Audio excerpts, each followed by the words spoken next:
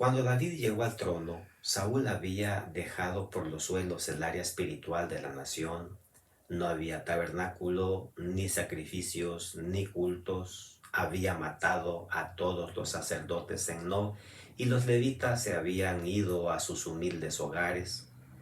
Pero el rey David hizo una reforma, como bien hemos repasado en los capítulos anteriores. Levantó un tabernáculo según el diseño que Dios había mostrado a Moisés y había traído de lejos el arca del pacto. Todo estaba ya funcionando en perfecta armonía allí en ese nuevo santuario.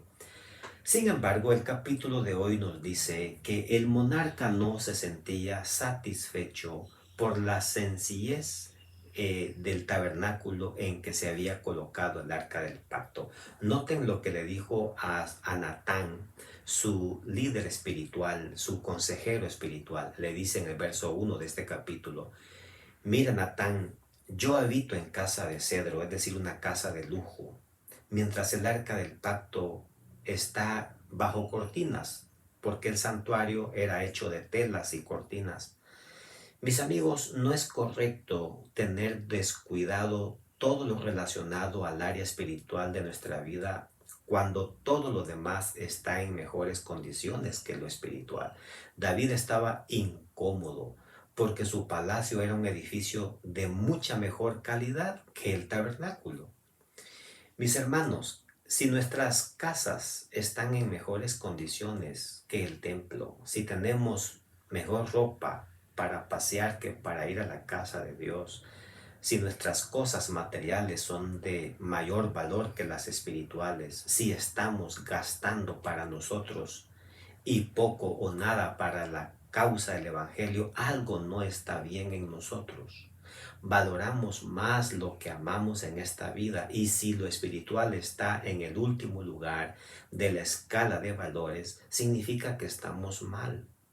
David se propuso un gran proyecto: hacer un edificio mucho mejor que su palacio, que sería el templo de Dios, el palacio espiritual. Pero David recibió esta respuesta: tú no me edificarás casa para que yo habite, dice el verso 4. ¿La razón?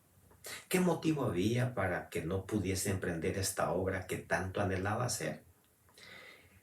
En el capítulo 28, verso 3, ahí David lo dice: pero Dios me dijo, no edificarás casa a mi nombre, porque eres hombre de guerra y has derramado mucha sangre. Algunos consideran que fue por su pecado de adulterio con Betsabé. Sea lo que fuese, Dios estaba más interesado en beneficiar a la nación israelita que su propio beneficio. Dios estaba más dispuesto a darle un beneficio a David que David se lo diese a él. Mientras que el rey estaba interesado en un edificio para Dios, nos damos cuenta que Dios estaba interesado en una casa para David. Dice el verso 10: te hago saber, David, que Jehová te edificará casa. Esto es así porque cuando nos preocupamos por los negocios de Dios, pues Dios se encarga de los nuestros. La casa de David se refería a que tendría un gobierno duradero y sempiterno por medio de su descendencia hasta que llegara el Mesías. David se alegró mucho, y probablemente el pueblo también.